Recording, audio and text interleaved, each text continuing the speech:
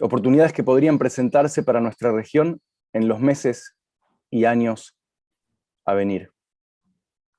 Desde la Fundación Internacional El Arte de Vivir estamos encantados de poder colaborar con el Foro Mundial para la Ética en los Negocios en esta actividad. Les invitamos a quienes nos oyen hoy, que nos siguen en Facebook y YouTube, que puedan durante la sesión sentirse libres de realizar tweets, escribir comentarios y también hacernos preguntas que levantaremos durante la última parte de este panel.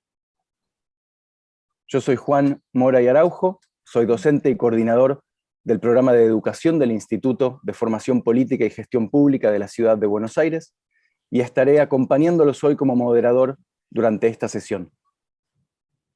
Hoy en el panel me acompaña la expresidenta de la República del Ecuador, actualmente presidenta de la Fundación Vidal, la doctora Rosalía Arteaga Serrano, el señor ministro de Salud de la República de Colombia, doctor en Salud Pública, el doctor Fernando Ruiz Gómez, la señora ministra consejera para Asuntos de Salud Pública de la República de Panamá, especialista en ginecología y docente universitaria, la doctora Eira Ruiz,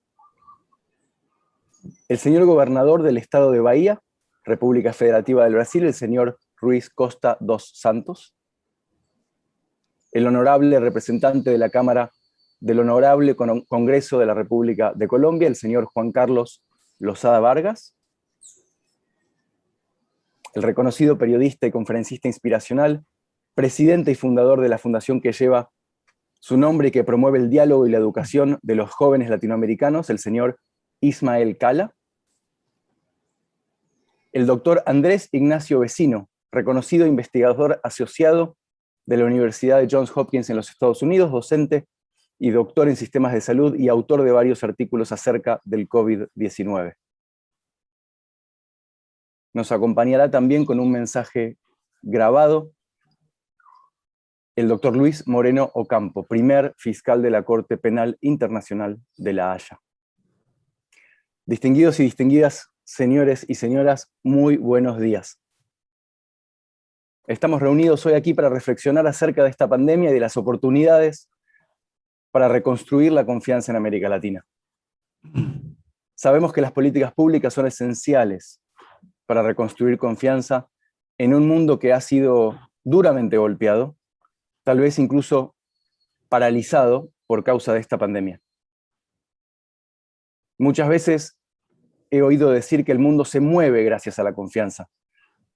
Tanto la economía como la salud, como la educación, son solo algunos de los aspectos de nuestra vida cotidiana que dependen de la confianza que en ellos depositamos.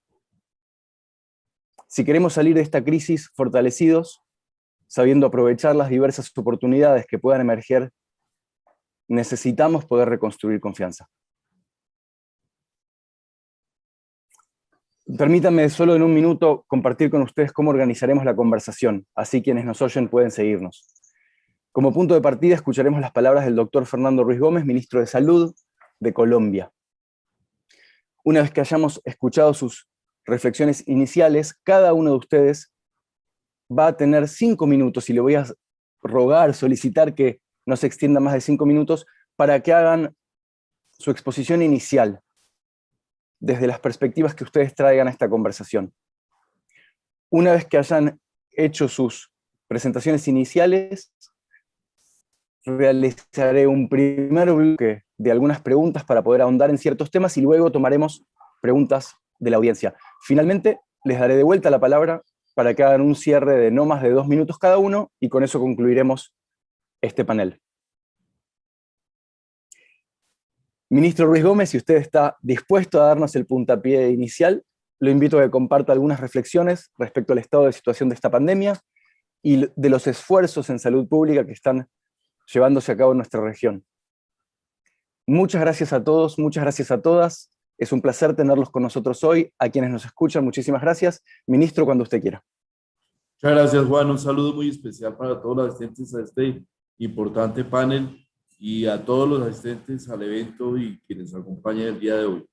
Yo tengo muy poco tiempo, como ustedes plantean, para contarles la historia un poco de la experiencia nuestra en Colombia, un país que lleva en este momento 2.468.000 casos diagnosticados de COVID-19, tenemos aproximadamente 64.500 personas que hasta ayer desafortunadamente han fallecido. Y Colombia, que se encuentra a nivel mundial en el puesto 30, según los datos de la Universidad de Oxford, en la tasa de mortalidad por COVID-19. Ya el año pasado el COVID fue la mayor causa de mortalidad en el país, superando todas las patologías, incluso el cáncer, los accidentes de tránsito y otros eventos que tradicionalmente habían sido los que generaban los efectos más importantes para la atención de salud del país. Colombia tiene un sistema de cobertura universal en salud, un sistema en el cual se encuentran afiliados el 97% de los colombianos, pero también un sistema que durante muchos años, ya más de 30 años a partir de la última reforma de salud, había venido teniendo cuestionamientos importantes esencialmente por poblaciones, clases medias crecientes en nuestros países que habían venido considerando el derecho a la salud como un derecho fundamental, con toda una razón, una legítima razón, y en la búsqueda siempre de tener un acceso a los mejores servicios y a la atención en salud. Eso indudablemente, ante la llegada de una pandemia que tiene unas características como no habíamos visto probablemente en los 100 últimos años, no solo para Colombia, sino para todos los países, especialmente para los latinoamericanos, ha representado un reto fundamental. Nosotros creemos que en Colombia hemos podido abordar la pandemia con unos objetivos absolutamente claros y un plan estructurado en el cual ha primado esencialmente consolidar la capacidad de respuesta del sistema. Hemos podido pasar de incrementar nuestra capacidad de 5.300 camas de cuidado intensivo a 12.300, de pasar de tener un único laboratorio en el país con capacidad para diagnóstico de PCR para COVID a tener en este momento más de 150 laboratorios distribuidos por todo el país. Y hemos podido lograr que en Colombia no hayamos tenido el caso de personas que hayan muerto sin tener acceso a una unidad de cuidado intensivo, sin tener acceso a oxígeno, sin tener acceso a medicamentos esenciales para poder atender el COVID. Todo ese esfuerzo ha sido fundamentado en el Gobierno Nacional del Ministerio de Salud por un proceso absolutamente estructurado que ahora enfrentamos un reto fundamental que tiene que ver con el proceso de la vacunación en un entorno donde Colombia con otros países competimos por lograr acceso a las vacunas, las cuales ya hemos adquirido para vacunar 35 millones de colombianos, pero cuyo flujo depende muchísimo de cuestiones geopolíticas y de condiciones de producción de las propias vacunas en un mercado donde los vendedores hoy en día tienen toda esa fortaleza para imponer muchas de las condiciones. Pero yo quiero centrarme esencialmente en el núcleo central de lo que ha sido nuestra política para atender el COVID y para que probablemente seamos en Sudamérica la única institucionalidad sanitaria que no ha entrado en crisis a lo largo de toda esta pandemia. Y esa es la consideración de que la legitimidad del sistema se consolida a partir de que la población tenga una visión de equidad en el acceso. Colombia integramos todas las unidades de cuidado intensivo bajo un único comando a cargo de los alcaldes y gobernadores de las ciudades, donde hospitales públicos y clínicas privadas se integraron para poder proveer unidades de cuidado intensivo para toda la población y las personas, independientemente de sus características sociales, económicas, étnicas, laborales y de género, tuvieron la capacidad de entrar y la misma oportunidad de entrar a tener una unidad de cuidado intensivo para poder cuidar y conservar su salud y su vida. También en el propio plan de vacunación, donde llevamos más de 3.400.000 vacunados y donde la única meta que realmente tenemos a nivel nacional es vacunar 35 millones de colombianos. El acceso ha sido absolutamente programado y equitativo, sin privilegios, sin listas de espera, sin que haya personas que busquen desde el Estado saltarse la fila. Obviamente, o como en todas partes del mundo, tendríamos oportunistas, pero la respuesta del Estado es una respuesta integral, integrada, y donde la equidad tiene que estar resuelta. Yo creo que, como reflexión final, para lograr llevar a consolidar una confianza, es necesario que el Estado dé esa de esa respuesta con equidad y con calidad para la población. Por eso, lograr metas como poder pasar, hemos pasado de tener 10 millones de consultas al año de telemedicina a 100 millones que tuvimos durante el año 2020, representan ejemplos de lo que la ciudadanía de un país como Colombia percibe frente a la posibilidad de tener un Estado que los trata con respeto, con equidad y con consideración. Yo creo que eso, para nuestro sistema de salud, para el futuro de nuestro sistema de salud, debe representar una diferencia y debe representar una posibilidad de consolidar su legitimidad más allá de las obvias limitaciones que en el manejo de una pandemia podamos tener para poder atender a la población. La equidad creo que es la regla fundamental para poder realmente consolidar legitimidad y dar la posibilidad de construir confianza desde lo público, desde el Estado, para los sistemas de salud. Ministro, muchísimas gracias. Su comentario final acerca de la importancia de la equidad resuena fuertemente con el mensaje que dio esta mañana el director general de la Organización Mundial de la Salud con respecto a la importancia de que los países que están más fortalecidos o que tienen economías más fuertes no ignoren a aquellos países que están más necesitados. Este es un problema global y si no lo resolvemos globalmente, de hecho no lo hemos resuelto. Me parece que la equidad es un tema fundamental para la conversación de hoy y estoy muy agradecido que lo trajo usted a la mesa. Antes de retirarse, que sé que tiene poco tiempo, quisiera preguntarle si en apenas un minuto puede decirnos qué pueden aprender los otros sistemas del sistema de salud, que hemos visto que cuando el sistema de salud pública funciona bien, hace maravillas. ¿Qué enseñanza nos deja el sistema de salud pública a las personas que trabajamos en otros sistemas en el mundo para mejorar la calidad de vida después de esta pandemia?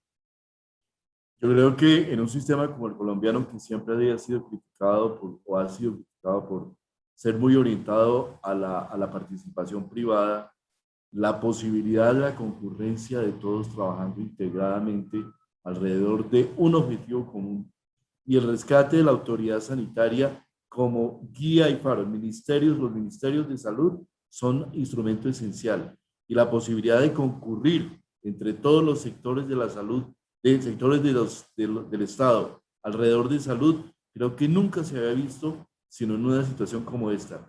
Si hay esa posibilidad de convocar y de integrar todos los sectores alrededor del sistema de salud y el sistema de salud mantiene ese liderazgo y consolida esa base de confianza, yo creo que los países pueden salir adelante en ámbitos como este o en otras situaciones. No sabemos si esta sea realmente la última pandemia, incluso no sabemos si esta pandemia termina efectivamente acá o este virus nos va a mutar y nos va a generar nuevos temas en el futuro. En este momento son de gran incertidumbre y en los mensajes, la comunicación también son esenciales frente a la comunidad.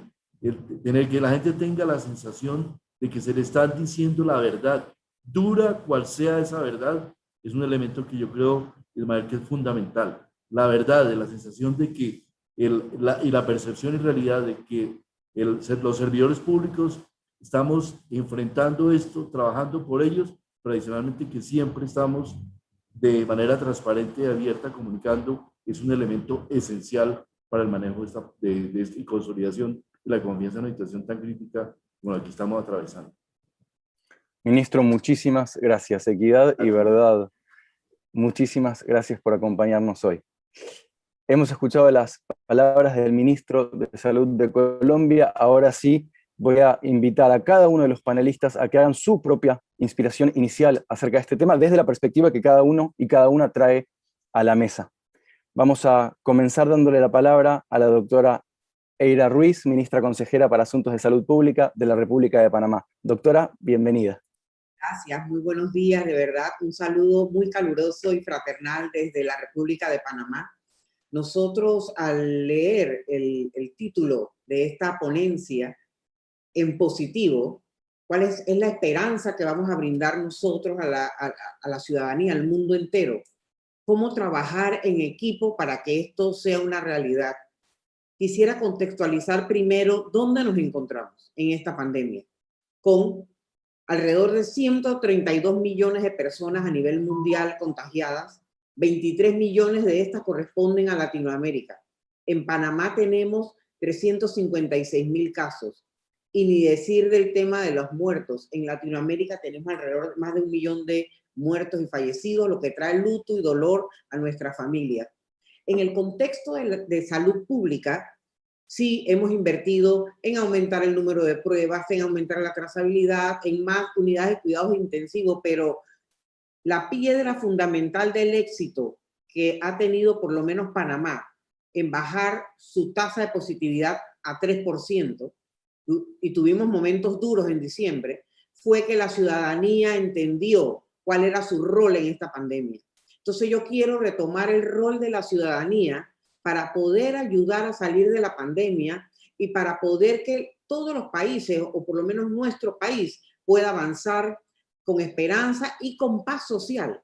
Porque mantener paz social durante una pandemia donde la gente pierde sus empleos, donde puede no haber comida, un plato de comida en tu mesa, donde puedas haber perdido un ser querido por la pandemia, esto no es fácil. Entonces, el equilibrio de gobierno con la empresa privada, con la ciudadanía, es fundamental para poder avanzar. Rescatamos la atención y la salud preventiva, que es la piedra angular del sistema de salud. Porque cuando llegamos al nivel terciario, al nivel de UCI, quiere decir que hemos perdido la batalla nosotros, porque esta batalla es abajo, es en la comunidad, es en temas tan sencillos como un lavado de manos, es en el acceso a agua potable. Entonces, son cosas básicas que cuando nos agarra de sorpresa la pandemia, podemos nosotros en este momento darle el valor que tiene a esa gota de agua en una comunidad, al uso de la mascarilla que depende de la conciencia ciudadana, de la docencia que el gobierno pueda transmitir a la ciudadanía de cuál es el uso adecuado de mascarillas, algo tan básico que pueda ayudar a mejorar la salud en un país. Y el tema del distanciamiento. El distanciamiento ha sido lo más difícil. Somos seres sociables, somos seres que nos acostumbramos a estar abrazándonos, sobre todo en Latinoamérica, que somos muy calurosos, nos gusta abrazar, besar.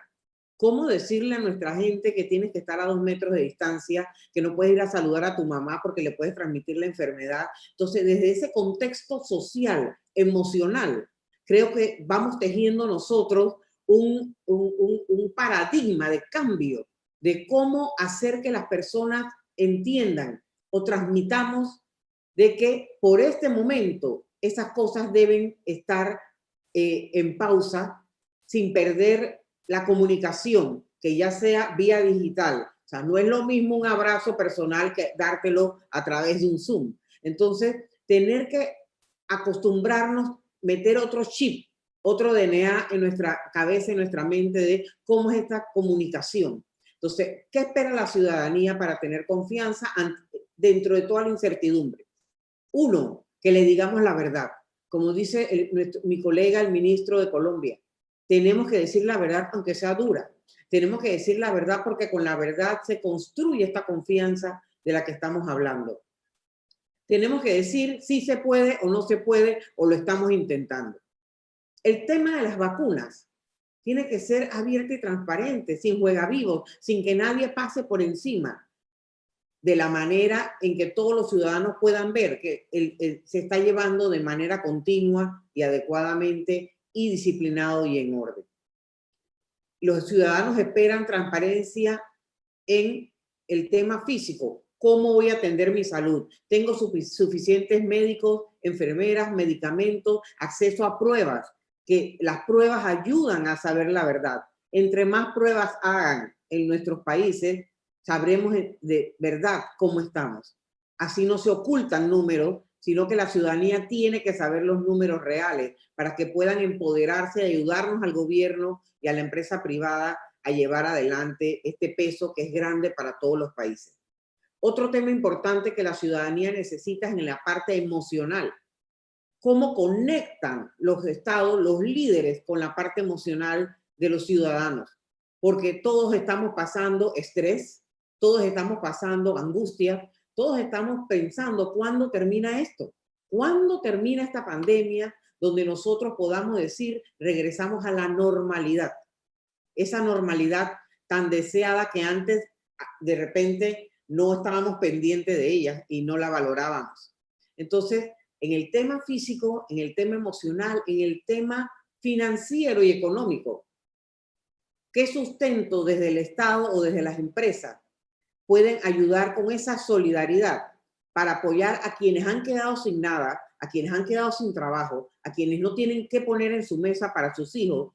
Y mantener la paz social dentro de una estructura de esta manera no es fácil. Así que desde Panamá, por lo menos lo que hace el gobierno nacional con el liderazgo del presidente Nito Cortizo, es llevar apoyos solidarios y económicos a esas personas que perdieron sus empleos, llevar ese bono, llevar esa comida, hasta que vayamos reestructurando los empleos que ya han venido de nuevo activándose, para poder tener ese balance en la economía y en la paz de la familia también.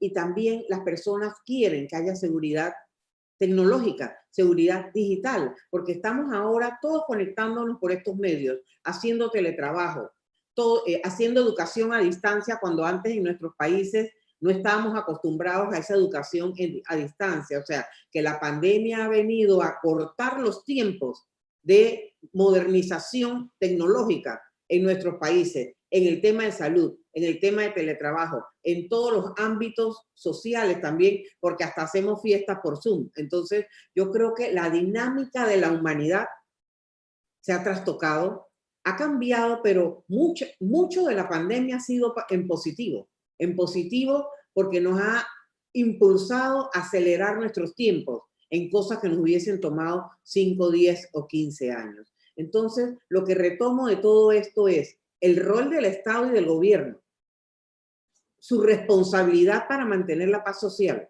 para mantener la salud de la ciudadanía, para mantener esa comunicación constante con los otros países, porque al final, ¿qué necesitamos? Poder comunicarnos y apoyarnos entre todos y tener esa solidaridad. Con el tema de vacunas, quiero decir algo muy puntual. Tenemos que trabajar como un solo bloque en América Latina y ayudarnos entre todos para poder salir adelante, porque de nada sirve que un solo país haya vacunado al 100% de sus ciudadanos, cuando todos sus vecinos todavía están esperando una dosis de vacuna. Yo quiero decirles a ustedes, para nosotros no ha sido fácil, pero gracias a Dios tenemos una dosis constante de vacunas toda la semana. Ya llevamos alrededor de 400,000 personas vacunadas. Somos 4 millones de habitantes, así que yo creo que podemos hacerlo de manera regular y sin tanta zozobra y más fácil. Pero la clave de esto es comunicar la verdad. La clave de esto es ser solidarios con el entorno y con el resto, y apoyar también a la empresa privada que genera empleos y que ayuda al gobierno también a salir de esta pandemia, y crear esos lazos de empatía con la ciudadanía, ser empático con el dolor de los demás y saber que a todos nos puede tocar en algún momento un familiar, un vecino, un colega. Siempre nos toca a alguien donde pasamos nosotros dolor. Así que el mensaje es: sigamos adelante, no perdamos la fe y la esperanza, y transmitámosle a la ciudadanía que vamos a salir de esto. Y quiero interrumpirla ahí porque quiero quedarme con la empatía. Le voy a dar la palabra a Ismael. Ismael, me parece que si hay alguien aquí que ha dedicado muchos años a trabajar la comunicación empática y que sabe algo de la necesidad del ser humano de estar en contacto, de vincularse, eres tú. Así que si te animas a hacer ahora tus palabras iniciales, por favor, Ismael. Gracias, Juan, y para mí es un placer aceptar la invitación de mi querido Raúl Ortenberg y de la Fundación El Arte de Vivir, y compartir contigo y con todos los invitados de este panel. Creo que la pandemia fue un freno en seco, y cuando uno lo analiza, la pandemia sacó lo mejor, pero también lo peor de nuestras sociedades y del ser humano. Y en un ejercicio de reflexión filosófico, pero también humanista, siento que es una toma de conciencia, un salto cuántico a nivel de gobiernos, a nivel de políticas, a nivel de vernos internamente cómo estamos viviendo nuestras vidas. Y mencionabas el tema de la empatía, y mi maestro, el fundador de esta fundación, El Arte de Vivir, Sri Ravi Shankar, es alguien que genera este tipo de movimientos y este tipo de eventos alrededor del mundo, porque justamente lleva años enseñándonos el principio de la empatía, de una vida armoniosa.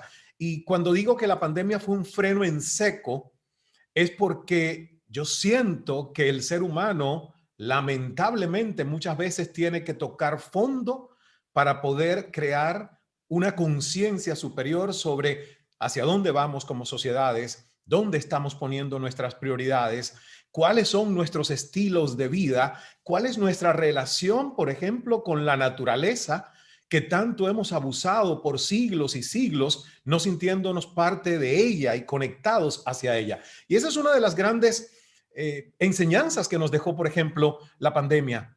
Hoy la gente está buscando ese contacto con la naturaleza, sintiéndose que la naturaleza es parte de lo que necesitamos para vivir conectados con este planeta al que todos pertenecemos. La ministra decía desde Panamá un mensaje importante. ¿Qué hago yo sintiéndome saludable si sé que mis vecinos no lo están? ¿Qué hago yo sintiéndome que tengo el acceso prioritario a una vacuna cuando mis vecinos o mis hermanos o mi familia no lo ha logrado? Entonces, poniendo todo esto en perspectiva positiva, porque de esto se trata el evento, yo siento profundamente que ese momento de detener prácticamente al mundo, porque todos nos vimos obligados a confinarnos en nuestras casas, algunas más grandes, otras más pequeñas, pero al fin era un confinamiento para todos. Lo que ha hecho es mostrarnos los problemas, las necesidades que siempre han estado ahí, pero que una crisis sanitaria que se convirtió luego en una crisis económica, crisis financiera, y que ahora lo que incluso la Organización Mundial de la Salud nos está alertando es que puede llegar a ser una crisis de salud mental por todas las consecuencias de las vicisitudes económicas, financieras, la desigualdad en la distribución de la riqueza, que la pandemia la ha hecho ser más visible todavía.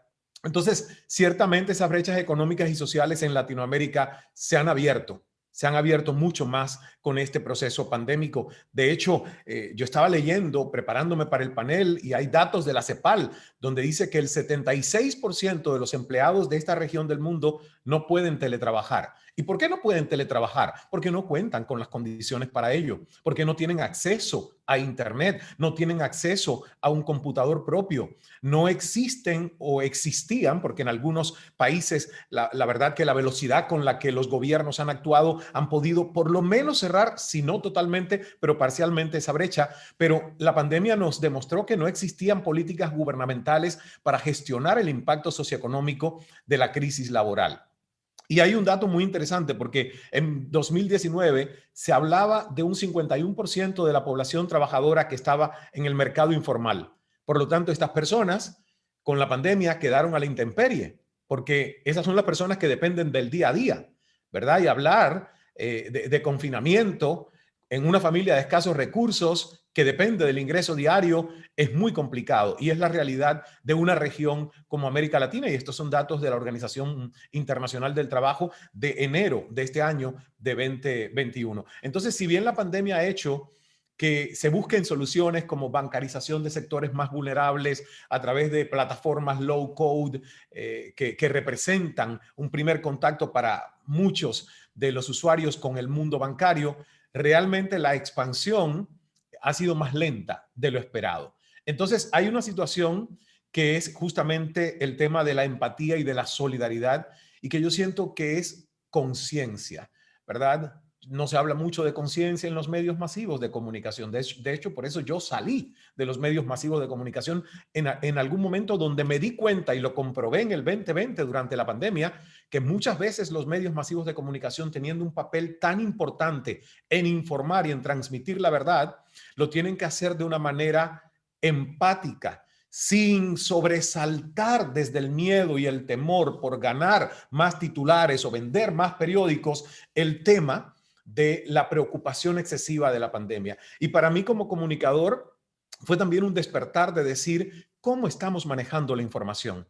Porque la información se tiene que manejar con transparencia, la verdad hay que contarla desde un estado de neutralidad y no un estado de alteración, como uno ve, por ejemplo, en los noticieros que ponen una música que parece de Viernes 13 y un banner o una gráfica, ¿verdad?, donde enfatizan que es situación mortal en Argentina o situación mortal en Estados Unidos. ¿Y qué estamos haciendo con eso? Estamos enfermando la psiquis de las personas en vez de traer empáticamente la solución y la esperanza. Es un panel maravilloso el que estamos teniendo, porque siento que con la perspectiva tan diversa de cada uno de nosotros vamos a poder entender que estas crisis a nivel global surgen porque es la oportunidad de todos elevar nuestra conciencia y priorizar desde el amor y la empatía hacia dónde vamos como ciudadanos del mundo, porque al final esto es una aldea global. Y con eso, con este comentario sobre la aldea global y la empatía, déjame interrumpirte simplemente para escuchar algunas voces más y luego vamos a tener un diálogo muy interesante. Creo que estamos hablando de verdad, estamos hablando de empatía, estamos hablando de conexión humana. Una vez más, muy agradecido de que surgen estos temas y de tenerlos a ustedes y a tenerlas presentes hoy aquí. Le voy a dar la palabra a la expresidenta de la República del Ecuador, actual presidenta de la Fundación Vidal, doctora Rosalía Arteaga Serrano. Buenos días. En primer lugar, gracias por la invitación y la posibilidad de participar en un panel que espero yo que sea provocador, que nos incite a hacer cosas. Bom dia para o governador do estado de Bahia. Eu sou estudante há muito tempo atrás da Universidade Federal da Bahia. Saludé porque creo que también es importante incluir al público brasileño que nos está escuchando. Hace algunos meses tuve la oportunidad de colaborar con una iniciativa que surgió en España, pero que se ha regado en varios países para escribir un libro que se llama La Gran Pausa. Y es un indicador de lo que realmente ocurrió y probablemente ocurra todavía. Esa gran pausa, ese sentirnos aislados, que teníamos que estar en nuestras casas, para quienes tenemos la bendición de tener una casa, porque ya lo dijeron aquí Ismael Cala y otras personas. Hay mucha gente que no tiene la posibilidad de tener una casa o no tiene un trabajo que le permita hacerlo desde casa, pero para quienes tuvimos esa suerte, de alguna forma la pausa significó un espacio para reflexionar. Y en mi caso particular, yo he sido educadora desde los 16 años. No sé cómo me contrataron como educadora a esa edad para dar clases a jóvenes que inclusive eran mayores que lo que yo era en esa época. Y tengo esa tema de la educación tan dentro de mí que encuentro que la única solución para salir adelante en estos momentos de crisis es el tema de la educación. ¿Por qué? Porque solamente a través de ella aprendemos cosas tan elementales como lavarse las manos, ¿no? Como nos lo dice la propia Organización Mundial de la Salud, que tiene el Día del Lavado de Manos desde hace décadas.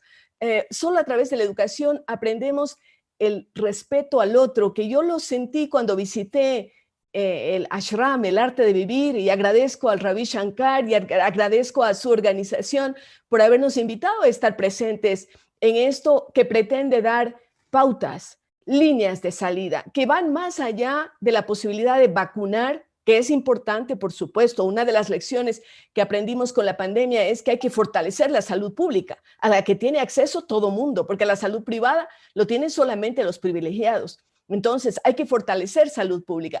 Decía entonces, la educación que nos enseña respeto, que nos enseña valores, que nos enseña normas de conducta, que nos enseña la forma de interrelacionarnos con otros, es fundamental.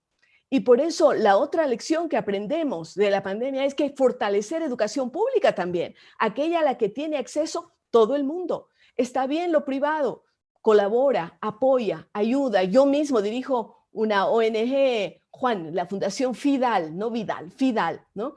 Para la integración y desarrollo de América Latina. Y trabajamos mucho en diversos sectores, pero prácticamente todo lo que hacemos está dirigido a fortalecer la educación.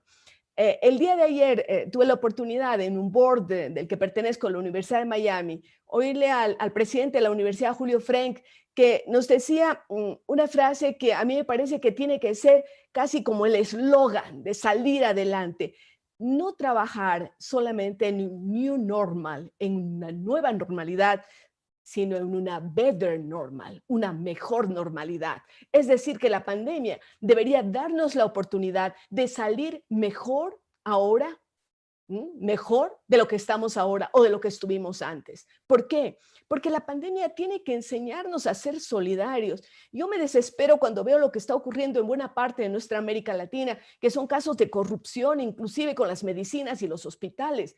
Eso es desastroso. Hay que pensar mucho más en cómo podemos ejercer la solidaridad, en cómo podemos ayudar a cerrar esa brecha tan terrible, cómo podemos ayudar a que esos especie de cáncer de la democracia que se ha tenido en el mundo entero, los dos cánceres de la democracia son la corrupción y la pobreza, es decir, la inequidad.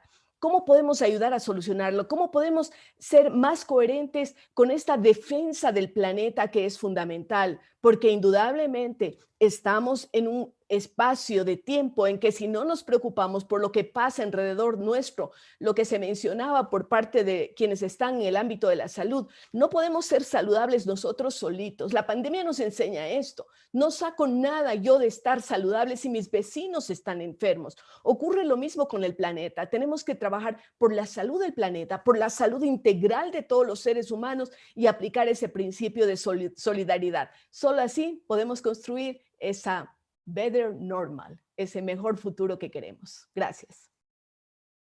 Muchísimas gracias, presidenta de la Fundación FIDAL. Gracias por la corrección. Un placer escucharla. Gobernador Costa dos Santos, le voy a dar la palabra. Antes de hacerlo, le quiero pedir disculpas. Sé que usted nos sigue en español y lamento no poder saludarlo como corresponde en portugués. Nos acompaña una intérprete para que las personas que necesitan interpretación al español puedan seguirlo adecuadamente. Bienvenido. Primeiro, bom dia a todos que compõem essa mesa. É um prazer enorme, quero agradecer a oportunidade, o convite.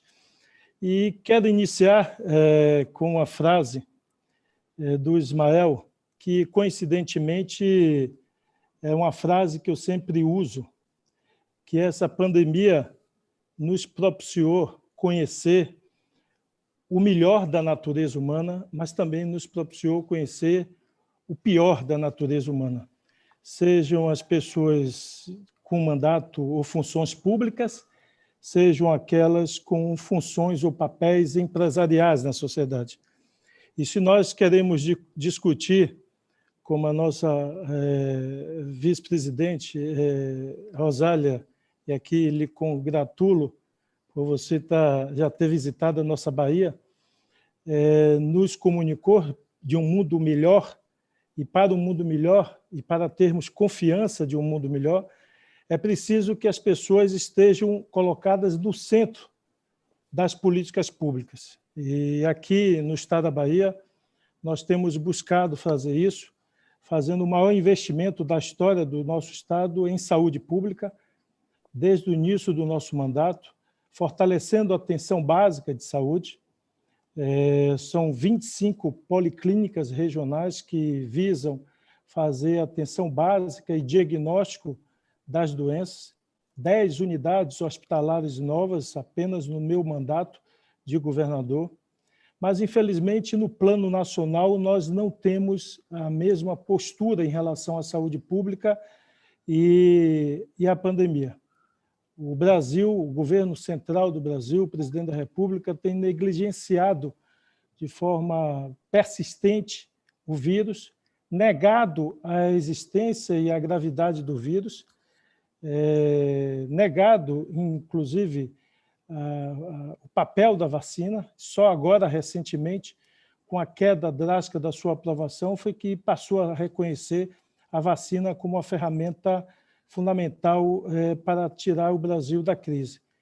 E, em função disso, o Brasil vive aí, eu diria, uma tristeza muito grande. Só ontem foram 4.135 óbitos no Brasil, 4.135. Já passamos de mais de 330 mil mortes e, infelizmente, esse número está muito acelerado, com taxa de ocupação em torno de 80%, 90%, em alguns estados, 100% dos hospitais lotados, uma situação muito grave. Aqui no estado da Bahia, nós estamos dos 27 estados, o Brasil tem 27 estados federados, nós somos a segunda menor taxa de mortalidade do Brasil. Mesmo assim, chegamos essa semana a 15 mil óbitos, e o Brasil passa de 330 mil óbitos nessa pandemia. O Brasil atrasou muito a compra, pela negação do governo federal, da compra das vacinas. E o marco legal brasileiro não permite aos estados subnacionais a aquisição dessas vacinas. Recentemente, tivemos uma aprovação no Congresso Nacional de uma lei que tem a função, tem o papel de facilitar a compra de vacinas pelos estados subnacionais. Nós fizemos uma compra internacional da vacina russa, Sputnik. Mesmo assim, a agência reguladora brasileira, a Anvisa, que é órgão do governo federal, ainda protela e adia a compra dessas vacinas, ou seja, sem dar um horizonte concreto para reduzirmos o grau de contaminação aqui no nosso país. E o pior, já que estamos discutindo ética, confiança e um mundo melhor, infelizmente também conhecemos o pior, eu diria, do papel de empresários ou de empresas ou de políticos. Para nossa tristeza, a Câmara Federal Brasileira ontem aprovou, ainda em primeira votação, um projeto de lei que permite que os ricos se vacinem antes dos pobres, ou seja, permitindo a compra por empresas privadas de vacina, o que, infelizmente, vai na contramão do que é a história da saúde pública brasileira, que tem no SUS um pilar fundamental de acesso gratuito à saúde, da atenção básica à alta complexidade. Esse projeto ainda vai para o Senado, mas lamentamos muito. E nos faz questionar, de fato, construiremos um mundo melhor após a pandemia, já que quais as empresas irão associar sua imagem de responsabilidade social à compra e à prioridade para que os ricos se vacinem antes da maioria das pessoas.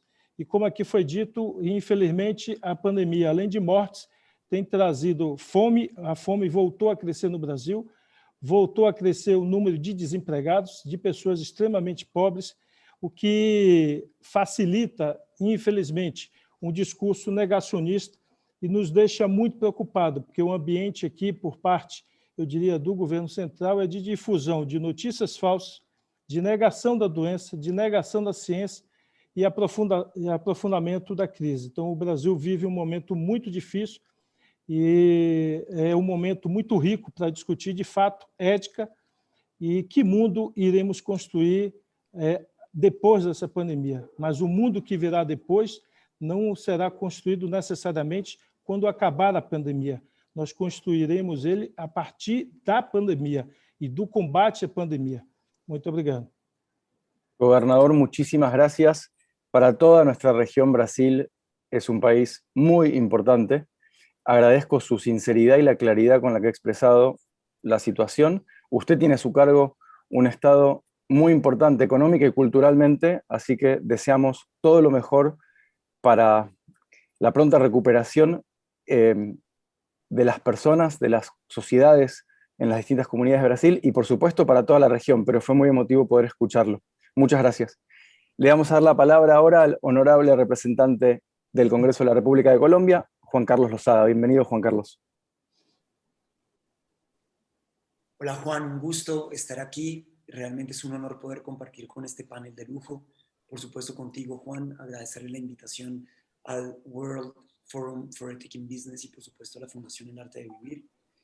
Y, por supuesto, a su fundador, Sri Ravi Shankar, por supuesto, muchísimas gracias por la invitación. Bueno, como decía Juan, tal vez aquí este panel está un poco recargado hacia los colombianos. Tuvimos la oportunidad de tener al ministro, por supuesto que está con nosotros el profesor Andrés Vecino, que también es colombiano, si bien está en Estados Unidos. Para nosotros es un honor poder participar aquí como colombianos. ¿Se oye? Pues Juan, yo creo que ¿no se escucha? No. Creo que Rosalía no me está escuchando. Yo te escucho perfecto, Juan Carlos. Ah. Gobernador, ¿usted lo escucha? Sí. Rosalía, fíjate por favor si es un problema de tu volumen en tu computador. A los demás les escucho bien, pero bueno, está bien, el volumen está un poco bajo de lo que habla el ministro. Lo siento, Rosalía. Juan Carlos, adelante. Juan, yo creo que la pregunta que nos formula este panel para congregarnos aquí a conversar debe ser posiblemente la pregunta más importante de todas. Aquí yo creo que hoy en día sobre el tema de la pandemia lo hemos abordado en múltiples paneles y en múltiples discusiones desde muchos ángulos, pero tal vez no desde cómo vamos a recuperar la confianza, que es uno de los temas más fundamentales.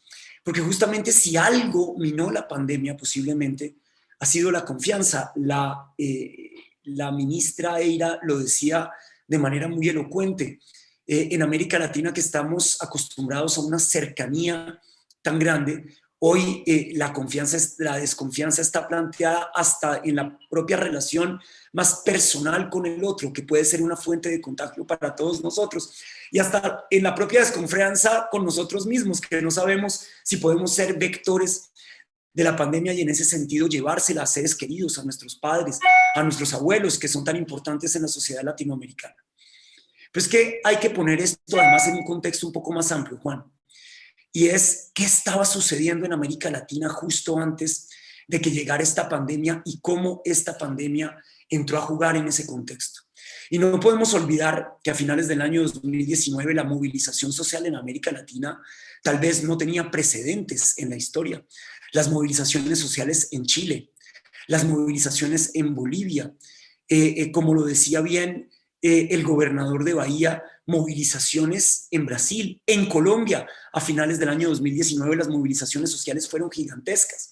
Y esto es porque América Latina es un continente donde la confianza en las instituciones es muy baja, muy poca. Fíjense ustedes, por ejemplo, cómo en la última medición del Barómetro de las Américas sobre la confianza institucional en América Latina, ella es apenas del 57.7%, cuando hace apenas 10 años era casi del 70%, lo que quiere decir que la confianza latinoamericana en las instituciones en la última década ha decrecido enormemente.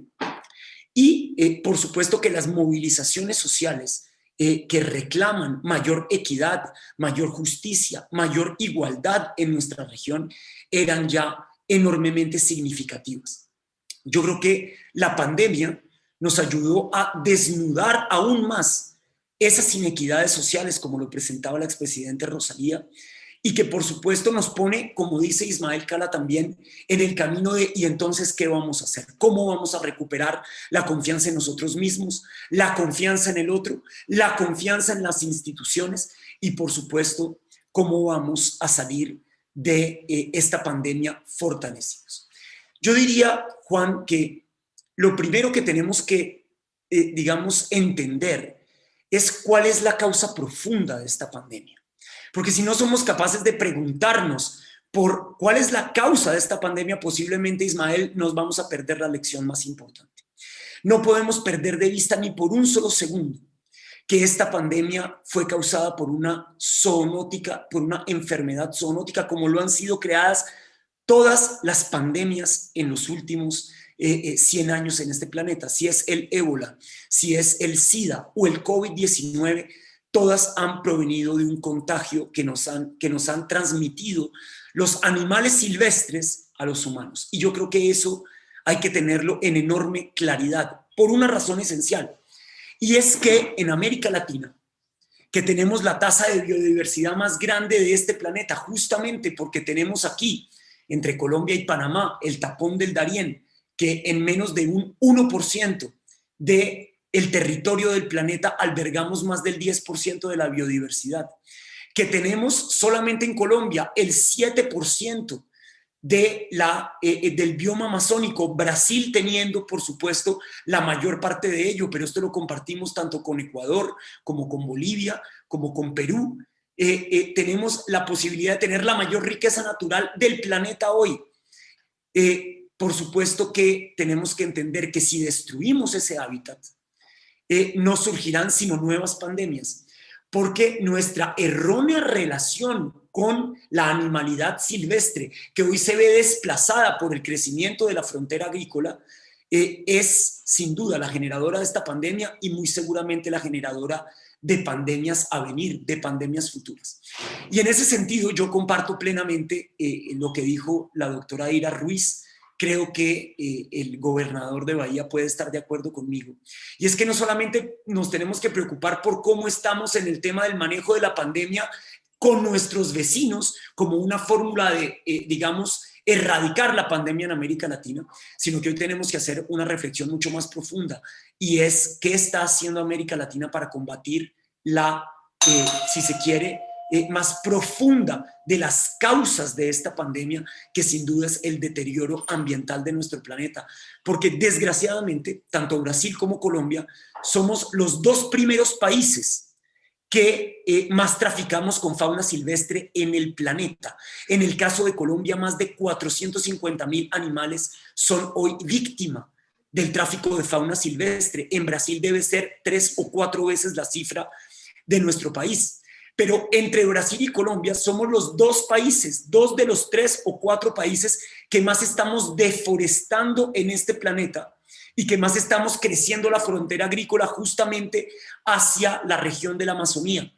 Y por supuesto que si reconocemos que la crisis climática hoy es el primer problema, tal vez el problema más grave y el más estructural de todos, pero además es la causa profunda de esta pandemia, entonces a América Latina le cabe hoy una de las responsabilidades más grandes de este planeta en términos de la conservación de los hábitats, de la conservación de lo que el Papa Francisco ha llamado la casa común, de esta madre naturaleza, la Pachamama, que para los latinoamericanos es una entidad viva, una entidad que debe ser respetada como una entidad viva.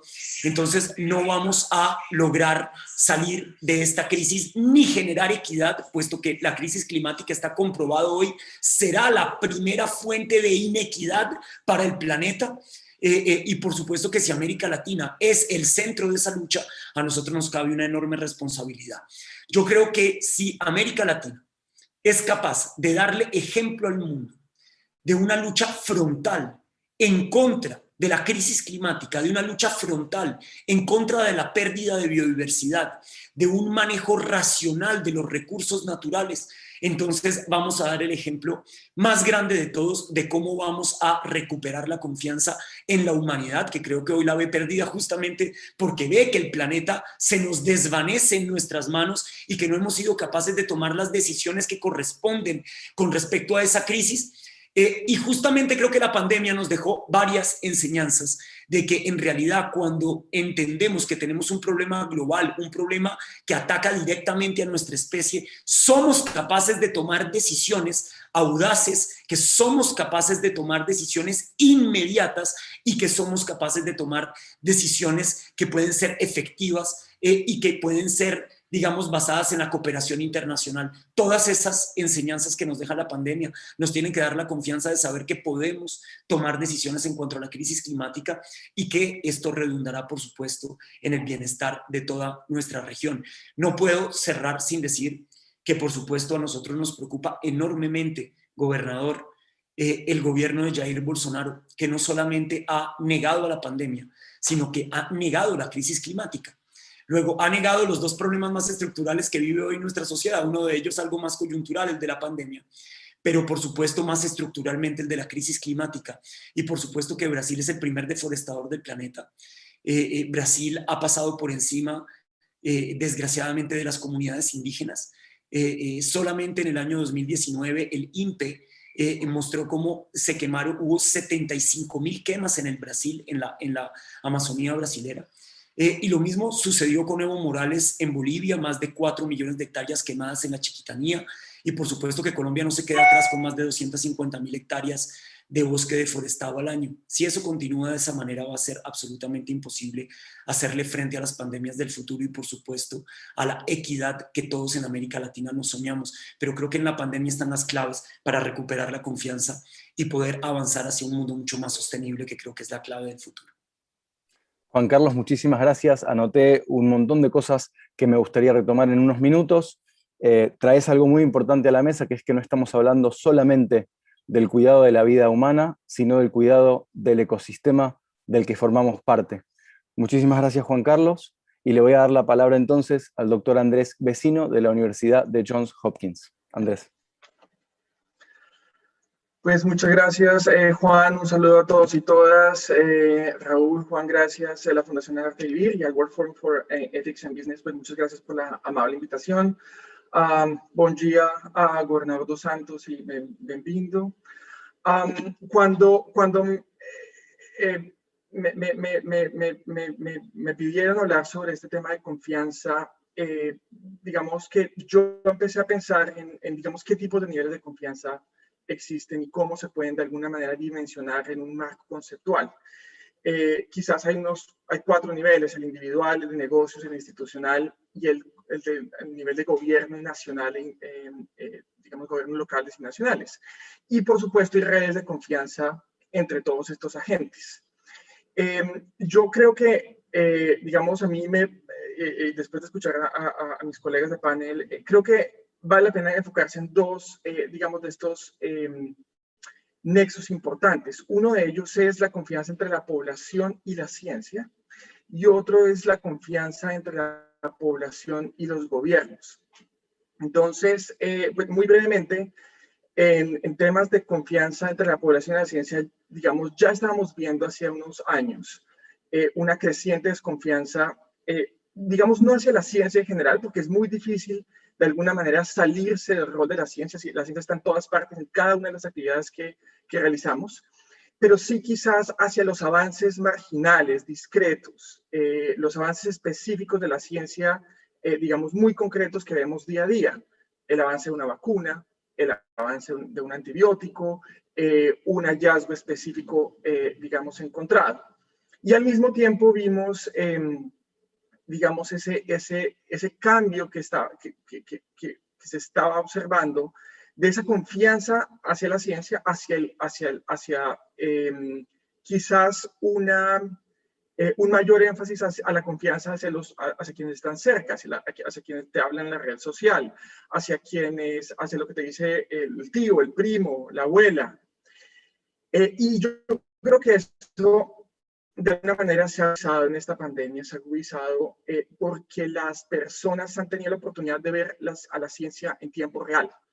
Y han visto cómo los científicos manejan la incertidumbre, y no es la misma forma como se maneja la incertidumbre en público. En público, algunos de ustedes son o han sido tomadores de decisiones. Ustedes tienen que llegar directamente a comunicar certezas, cuando la ciencia está llena de incertidumbres. Y eso ha llevado, digamos, creo yo, a que la gente también esté expuesta a los cambios de paradigmas y a los cambios de recomendaciones.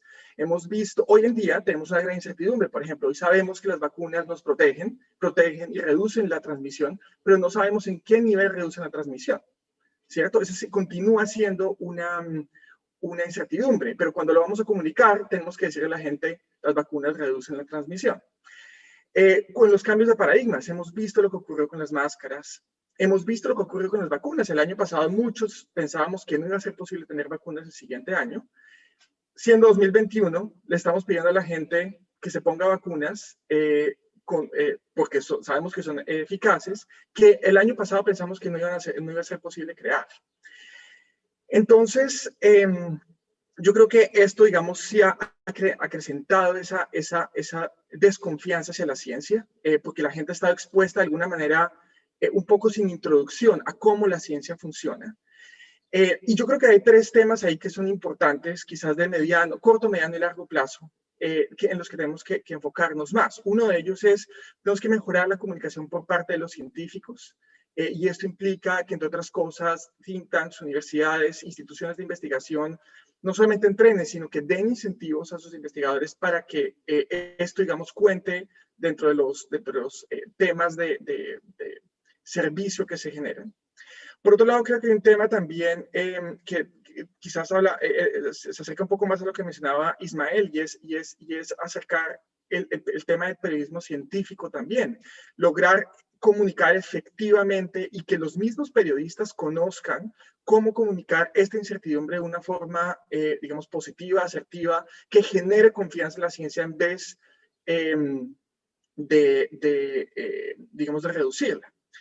Y otro tema de largo plazo, creo yo, es que creo que nos hemos dado cuenta de la importancia del alfabetismo científico, ¿no? La importancia de que desde los colegios podamos enseñarle a los niños cómo se hace ciencia y cómo los científicos manejan la incertidumbre. Sin esto es muy difícil que cuando este tipo de crisis ocurren, la gente, la población general, digamos, logren aceptar estos niveles de incertidumbre y cómo los manejamos. Ese es un tema.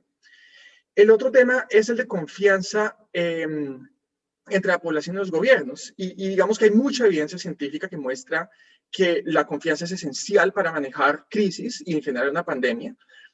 Hay evidencia científica que muestra que la confianza mejora el cumplimiento, por ejemplo, de la ley, que es un asunto que hemos visto particularmente en nuestros países donde muchos han tenido que ir a cierres. Son normas difíciles de seguir, son normas costosas que han costado, digamos, ingresos a negocios y personas. Y la confianza es esencial para que la gente esté dispuesta a cumplir con las mismas. Y hay dos temas importantes que determinan la confianza de la gente en sus gobiernos. Uno es el récord previo, ¿cierto? El récord percibido. ¿Cómo le ha ido antes? ¿Y cómo anticipo yo que va a funcionar este gobierno manejando esta crisis, dado su funcionamiento previo? El otro es la capacidad moral de responder de estos gobiernos. Y me estoy refiriendo a gobiernos tanto locales como nacionales. ¿Es realmente este gobierno tiene la capacidad moral para responder efectivamente en mi beneficio? Esa es la pregunta que se hacen los ciudadanos. Y eso definitivamente es importante para generar confianza. Si un gobierno no ha invertido previamente en generar esa confianza y esa confianza en su capacidad moral, es muy difícil que cuando vayan a poner medidas o cuando vayan a hacer recomendaciones, digamos, la población los vaya a seguir. Y hemos visto también, y creo que ahí también ha habido un error quizá de los tomadores de decisiones, que se ha percibido la confianza como un proceso estático, pero realmente es un proceso dinámico. El año pasado vimos que apenas empezó la pandemia, los índices de popularidad de gobernantes locales y nacionales se incrementaron. La gente acudía a ellos, ponía atención, ¿qué es lo que tenemos que hacer? Y después lo que vimos fue una progresiva reducción a medida que, de alguna manera, ha sido difícil, para todos los países ha sido difícil, digamos, manejar la pandemia, porque es difícil, porque es una pandemia, es una situación de crisis para la cual nadie estaba preparado. Entonces, digamos que ese proceso dinámico es importante entenderlo y definitivamente esos dos factores que mencioné previamente van a ayudar a determinar cómo la gente va a sentir confianza en sus gobernantes hacia el futuro. De esta manera, yo creo que hay dos temas importantes. Uno de ellos es los gobiernos, desafortunadamente locales y nacionales, se han visto en la necesidad de apagar incendios inmediatos y la dificultad, digamos, en pensar estratégicamente en mediano y largo plazo cómo generar esa confianza, cómo mejorarla. Digamos, en el trabajo de sistemas de salud, que es donde yo trabajo, hay aspectos, digamos, que se sabe que son importantes. Uno de ellos es la efectiva comunicación del riesgo. Eso es un tema, digamos, que ha sido ampliamente discutido, está ampliamente documentado. Otro es la utilización de gestores previos de confianza, líderes sociales, párrocos, este tipo de líderes que ya tienen confianza en sus comunidades y que pueden gestionar la confianza hacia la población, porque hemos visto que desafortunadamente y en forma totalmente comprensible los tomadores de decisiones han tenido que ir rápidamente a tomar medidas que son verticales, no consultadas, y si bien eso estuvo bien al inicio, creo que es un momento de parar, tomar un respiro y mirar y reflexionar qué hicimos bien, qué hicimos mal y cómo podemos generar esta confianza en más mediano, largo plazo y, digamos, dejar de estar un poco en ese estado de emergencia que, si bien es bueno en el corto plazo, en el mediano y largo plazo ya termina siendo menos positivo. Entonces, creo que esos dos temas son importantes. Quisiera cerrar y porque tengo el privilegio de poder cerrar esta primera sección. Una cosa muy importante que dijo la doctora Arteaga es enfocarnos no en una nueva normalidad, sino en una mejor normalidad. Y creo que hay 3 puntos importantes que mencionaron mis compañeros. Uno de ellos, que dijo el gobernador Dos Santos, centrarse en las personas. Otro que dijo el representante Lozada, ponerle mucha atención a la relación que hay entre la salud y el medio ambiente. Este va a ser el gran tema de nuestra siguiente generación. Y otro aspecto que sí mencionó la doctora Ruiz que me parece importante destacar de nuevo, y es la posibilidad de actuar en bloque en el continente. Los países de América Latina y el Caribe tienen más población que la Unión Europea, son más de 600 millones de personas. Tenemos la capacidad de actuar en forma unificada y coordinada si nos lo proponemos. Y eso quizás es un gran reto que tenemos también para la próxima generación. Andrés, muchísimas gracias. Retomando lo que acabas de decir, me parece que tenemos un potencial extraordinario y que nuestra mayor confianza y la mayor esperanza para nuestra región nace de reconocer el potencial que tenemos como región.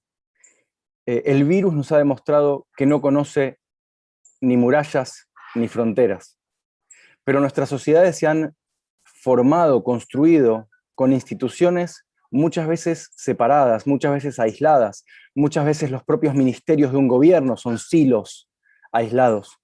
Y sin embargo, estos problemas globales no son problemas de una jurisdicción o de un ministerio o de un área aislada.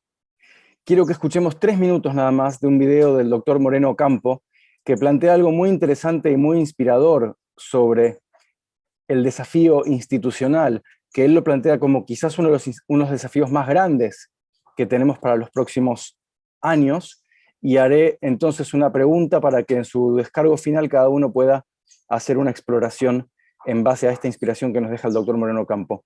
Sergio, si estás de acuerdo, ponemos el video, por favor.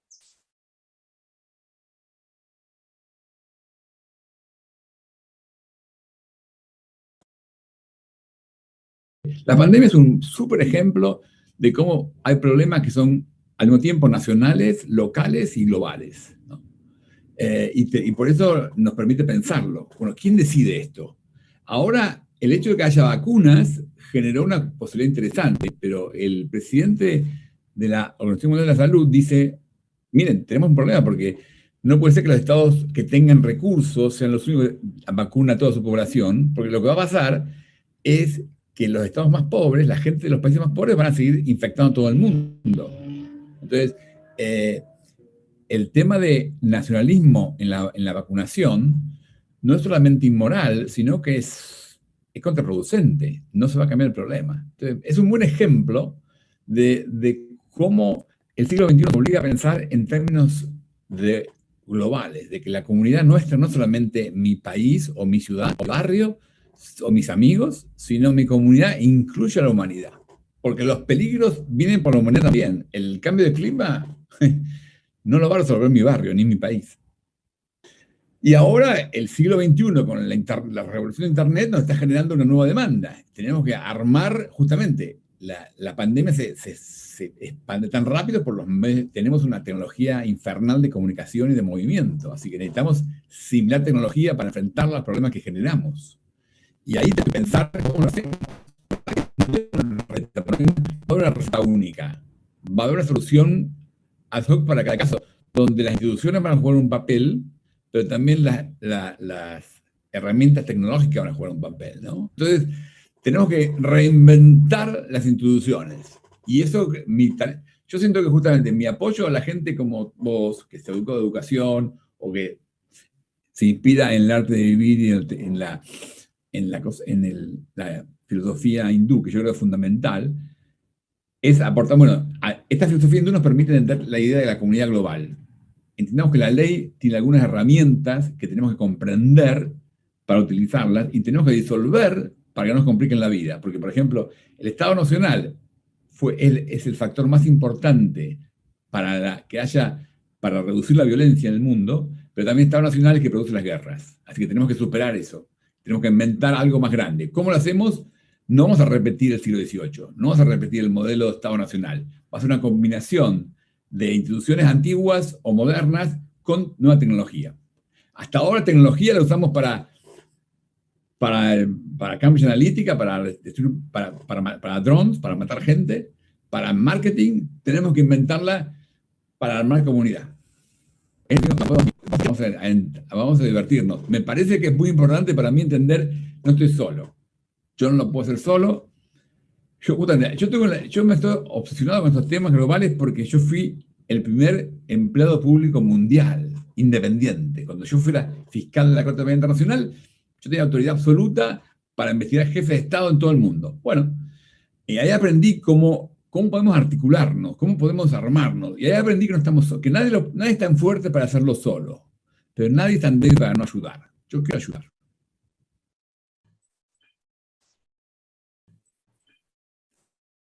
Nadie es tan fuerte para hacerlo solo y nadie es tan débil para no ayudar. Quiero tomar esta frase final de Luis Moreno Ocampo. Esta mañana el director general, el presidente de la Organización Mundial de la Salud, el doctor Tedros, en la apertura de esta conferencia, mencionó el inmenso esfuerzo que hemos hecho y que hemos visto a lo largo de esta pandemia. No solo el esfuerzo extraordinario del personal de la salud en todo el mundo, sino también el esfuerzo de docentes, de empleados públicos, de pequeños y medianos comerciantes. También el doctor Tedros nos recordó sobre los límites del mercado, sobre las empresas y los países que intentan alcanzar algún provecho propio en medio de estas circunstancias, en donde todo el apoyo tiene que ser para que toda la humanidad pueda salir adelante. Y las palabras de él fueron: somos una humanidad que compartimos el mismo ADN, los mismos sueños y el mismo planeta. Me gustaría invitarlos a que hagan sus reflexiones finales sobre este concepto del bien común y de la cultura común del cuidado, no para mi grupo, para mi país, para mi provincia, sino el bien común. Y creo que la pandemia ha sido un gran ejemplo, porque la colaboración que ha habido para alcanzar las vacunas en un tiempo récord ha sido extraordinaria.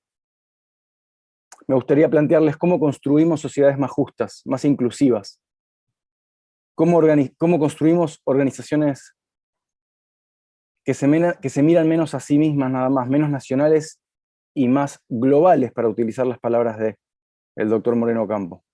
Organizaciones que no solamente miran al ser humano, sino que construyan una perspectiva y una cultura de cuidado que sea genuina y realmente inclusiva para todos y todas las personas, que incluya a todas las comunidades del planeta y que incluya a cada uno de los ecosistemas que sostienen la vida en este planeta Tierra que compartimos. Cada uno va a tener 2 minutos, les voy a pedir que no se extiendan, así podemos cerrar en tiempo y forma, pero con esta inspiración les pido que hagan el cierre que deseen hacer y con el que deseen dejarnos. Muchas gracias.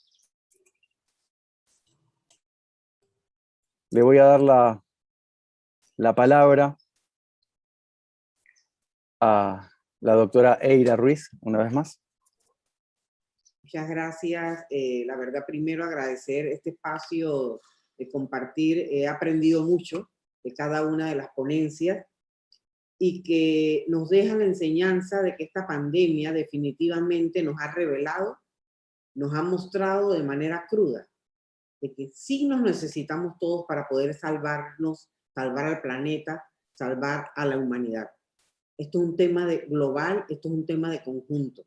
Como lo dije en mi intervención, en mi primera intervención, de nada vale estar bien mi país o mi familia o yo si el resto no lo está. Entonces aquí el llamado es a trabajar en equipo, desde adentro, a trabajar como una sola comunidad del planeta Tierra y poder entre todos, los más fuertes y los más débiles, juntos poder avanzar y tener una mejor vida. Entonces me quedo con esta reflexión de la colaboración a nivel global. Muchísimas gracias. Gobernador, si es tan amable para darnos sus palabras finales.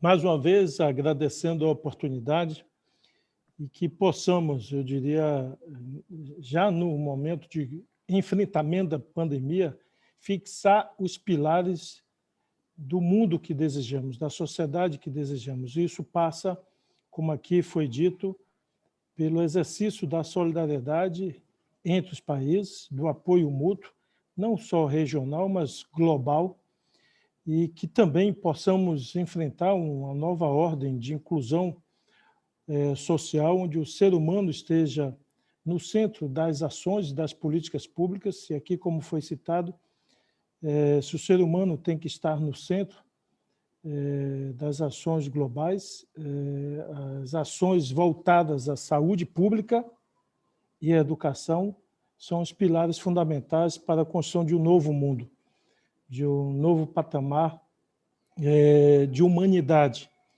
E junto com a educação e saúde, eu diria que está a relação do homem com o meio ambiente, do homem com o planeta. É um pilar fundamental, e isso só será construído também num patamar global, numa relação global. E possamos construir isso a partir de cada local que vivemos, mas também nessa integração e nessa relação que fazemos com outras nações e outros povos. Aqui vamos continuar lutando contra a disseminação que, infelizmente, há 2 ou 3 anos se tornou preponderante no nosso país, a disseminação de muitas notícias falsas, muito chamado fake news, associados à doença, associada a outras notícias, que vem junto, correlato com a propagação do ódio, de discriminação racial, de discriminação regional, das mais diversos preconceitos. Então, nós estamos vivendo algumas batalhas ao mesmo tempo, a batalha contra o vírus, a batalha contra a desinformação, a calúnia, a mentira e a batalha contra o ódio.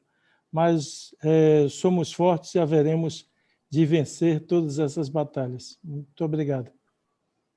Al contrario, muchísimas gracias a usted.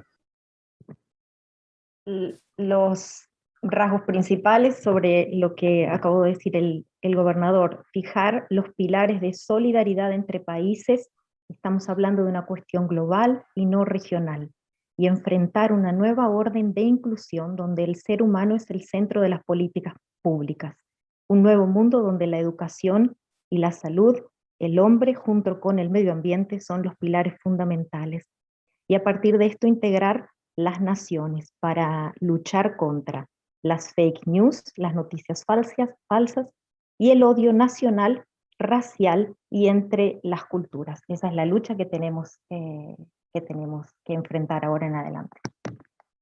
Muchísimas gracias por la interpretación. Juan Carlos Lozada, representante del Honorable Congreso de Colombia, por favor. Sí, Juan, tal vez a mí me gustaría cerrar tal vez con las palabras de Sri Ravi Shankar en realidad. Y él dice que la naturaleza no es cruel. La naturaleza nunca nos impone un reto que nosotros no seamos capaces de atravesar.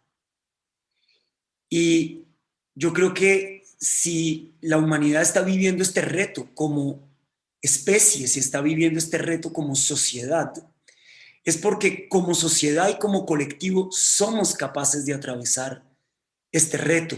Y yo creo que eso hay que tenerlo claro y presente. Ahora tenemos de alguna manera que volver esa posibilidad de atravesar el reto una realidad y hacerlo como humanidad, como sociedad, hacerlo como comunidad humana. Por supuesto que el maestro Shankar también dice que los más bellos diamantes se forjan bajo la mayor de las presiones. Entre mayor es la presión sobre el diamante, más bello termina siendo él. Y creo que hoy la humanidad tiene una circunstancia inimaginada para convertirse en su mejor versión. Ojalá que no perdamos esa posibilidad y que miremos a lo que es realmente importante solucionar en nuestra sociedad para hacerle frente a esta crisis, porque eso nos convertirá, sin ninguna duda, Ismael, en nuestra mejor versión. Hacia allá es hacia donde tenemos que caminar. No solamente como individuos, sino que hoy, en este nuevo paradigma global, en este nuevo paradigma en el que la humanidad se reconoce como una, porque las fronteras se agotan, porque nuestras distancias se acortan, hoy tenemos la responsabilidad de convertirnos también en la mejor versión como grupo, como sociedad. Y creo que esta pandemia vino al planeta para obligarnos, si se quiere, a tener que transitar ese camino y transitarlo juntos. En el mundo del yoga hay un principio que es fundamental, que es el de Sangha Chatvam, caminamos juntos, lo podemos hacer de manera inconsciente y darnos cuenta que hemos caminado juntos de todas maneras, así no seamos conscientes de ello, pero que si lo hacemos de manera consciente, ese caminar juntos, entonces nos lleva en una dirección. Y esa dirección debe ser la de una sociedad mucho más justa, la de una sociedad posible medioambientalmente y, por supuesto, la de una sociedad creativa y feliz sobre todo. Así que ojalá que esta pandemia sea la oportunidad para que caminemos juntos hacia los valores humanos más elevados. Muchísimas gracias a todos por haber participado, al gobernador, me da muchísimo gusto conocerlo, por supuesto a la presidenta Rosalía, que dio una charla extraordinaria, a la enorme elocuencia de la doctora Ruiz, al conocimiento tan taxativo y profundo del profesor Andrés Vecino, muchísimas gracias. A Juan, por supuesto, y yo soy fan declarado de Ismael Cala, así que para mí fue un honor haber participado en este panel. Muchísimas gracias a todos y a todas. Muchas gracias, Juan Carlos. Como siempre, un placer escucharte. Doctora Rosalía, si es tan amable de darnos sus palabras. Gracias. Es indudable que vivimos en un mundo global.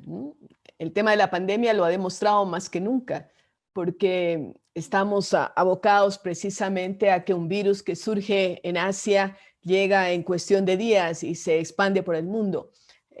Los cambios climáticos nos demuestran que lo que hacemos en los Andes, ecuatorianos, peruanos, bolivianos, etcétera, influye de manera decisiva en cómo es la composición de las tierras de la cuenca amazónica que desemboca en el Atlántico, y el Atlántico besa las costas de Europa y los Estados Unidos. Una contaminación por mercurio que surge en la zona andina fácilmente puede llegar a los Estados Unidos o Europa. Alguien decía hace años que si en Estados Unidos batía alas una mariposa, podía producirse un terremoto en el Japón. Tal vez ahora tendremos que pensar que ese batir de alas se produce en China y nos afecta a todos. Es decir, lo de la globalización con la tecnología, con las finanzas, porque también incide en el mundo de las finanzas. Si un banco quiebra en un país o se produce una burbuja inmobiliaria en un momento determinado en los Estados Unidos, la economía del mundo tiembla. Entonces, la globalización existe. Pero por otro lado tenemos lo local. Lo local tiene que ver con la identidad, con quiénes somos como personas y como pueblos, cómo nos gusta la comida de nuestro país, nuestra religión, nuestros lazos culturales. Todo eso es importante, lo local, ¿no? A veces parecería que están en lucha, lo local y lo global. Yo propongo, porque este es el momento de las propuestas, que tengamos una mirada glocal. Aquello que es un neologismo, porque la lengua está viva y podemos decirlo o en inglés o en portugués o en cualquier lengua. Lo glocal se compone de dos vocablos en la parte idiomática, lingüística, filológica, pero nos da la idea de un concepto que es una aproximación.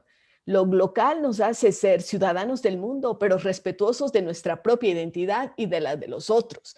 Es decir, yo tengo libertades, pero esas libertades van hasta donde están las libertades de los otros. Entonces, mi propuesta frente a lo que está ocurriendo es que tengamos una mirada local, aquello que nos comunica con los demás de una manera realmente extraordinariamente cercana, que nos hace percibir las diferencias, aceptar las diversidades. Ya se mencionó aquí, nuestros países están entre los mega biodiversos del mundo.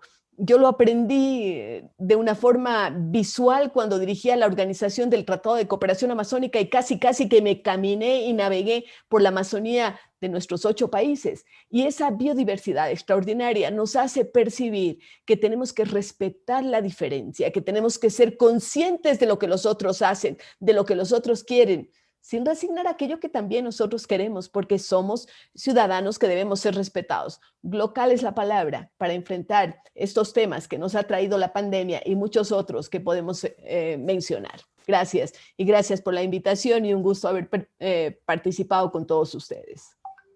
Muchísimas gracias, qué lindo que nos dejes con la palabra local, que a lo mejor podemos pensar que no es la lucha, sino la danza entre nuestra pertenencia local y nuestra identidad, con nuestra pertenencia global, somos todos partes de la misma comunidad humana y del mismo planeta Tierra. Andrés, Vecino, te toca el turno entonces a vos de 2 minutos finales. Gracias, Juan. Bueno, pues un placer para mí haber estado en compañía de todos estos grandes panelistas.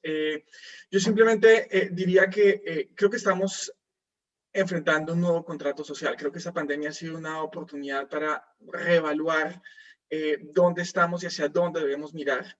Creo que es fundamental, como mencionaba Rosalía, el aspecto, digamos, de mirar a lo local, pero también cómo vamos a expandir eso de forma que haya una prioridad, que podamos pensar en el bienestar y equidades a un nivel global, digamos que por fuera de las fronteras, porque de alguna manera nuestros sistemas naturalmente lo que permiten es que hagamos demandas hacia los tomadores de decisiones, digamos más a nivel nacional, usualmente también local, pero tenemos que empezar a pensar cómo podemos trabajar articuladamente con mecanismos institucionales tal vez no tan fuertes a nivel global, y cómo podemos empezar a pensar en clave de equidad a nivel global. Eso nos va a llevar a trabajar juntos, y si trabajamos juntos, como latinoamericanos, como ciudadanos de países de Latinoamérica y el Caribe, va a ser más fácil y va a ser más fácil poder generar cambios positivos para nuestra población. Muchísimas gracias, Andrés. Ismael, te toca a vos entonces los últimos 2 minutos, y siempre es un placer escucharte, así que estamos encantados de que puedas cerrar, por favor.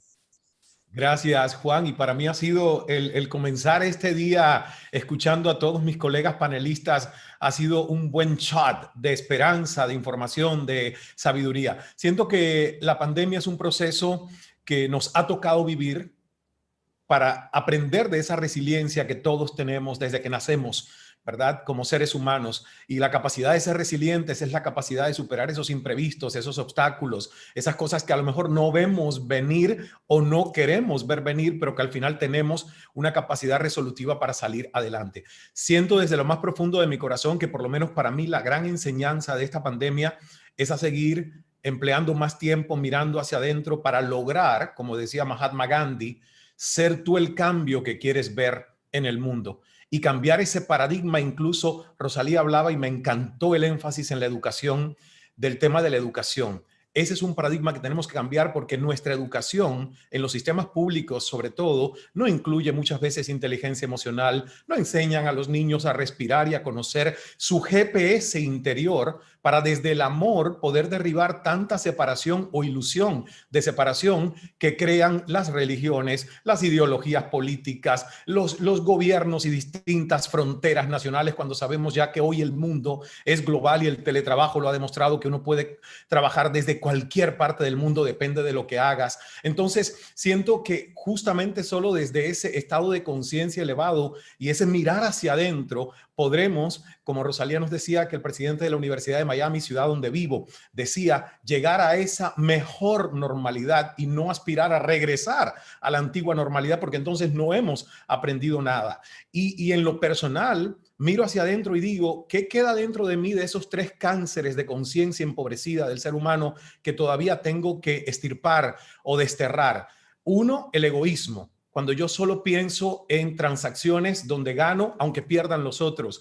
2, la avaricia, donde nada es suficiente aún en una vida de lujos, mientras otros no tienen prácticamente nada. Y el tercero, la apatía, que lamentablemente en una región como América Latina se ha enquistado en la psiquis colectiva, cuando la gente te dice mejor un mal conocido que un bueno por conocer. Entonces, si todos miramos hacia adentro y vemos qué nos queda de egoísmo, qué nos queda de avaricia, qué nos queda de apatía, siento que podremos salir fortalecidos de esta pandemia y ser una mejor humanidad, que es lo que todos estamos aspirando para las próximas generaciones, ¿no?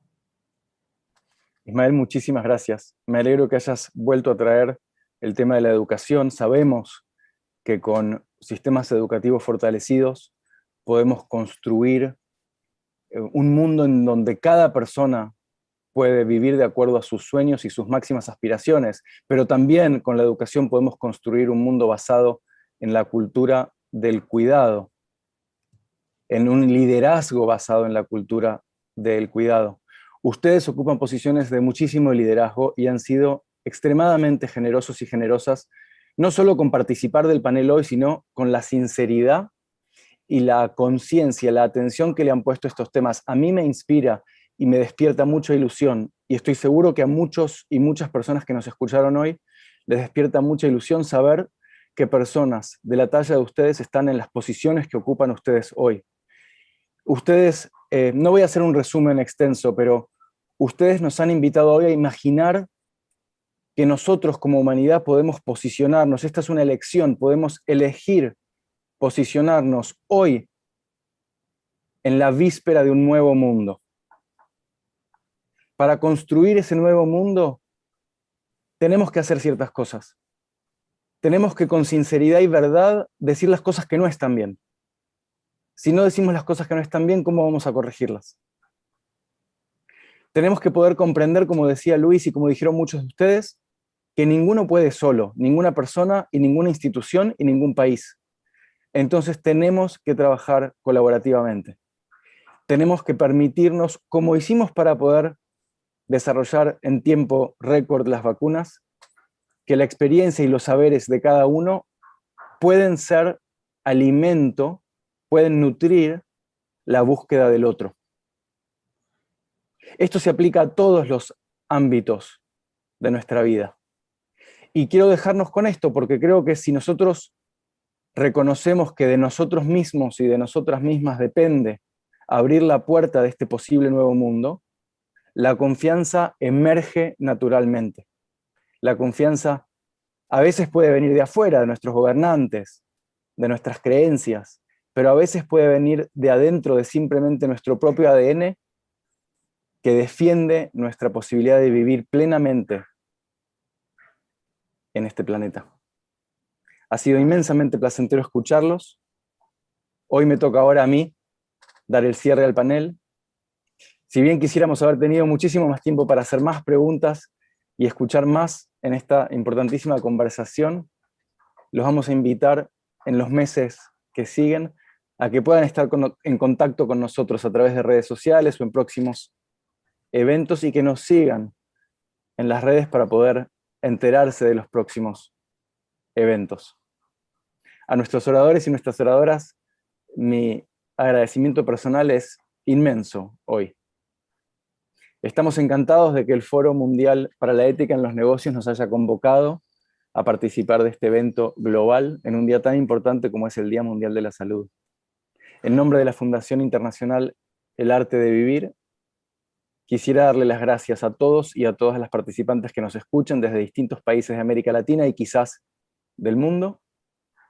Y espero una vez más que podamos volver a encontrarnos pronto en otras instancias, tal vez ya habiendo superado este desafío y mejor preparados y más fortalecidos para superar cualquier sea el desafío que nos toque. Con esto los dejo y les agradezco nuevamente. Muchísimas gracias.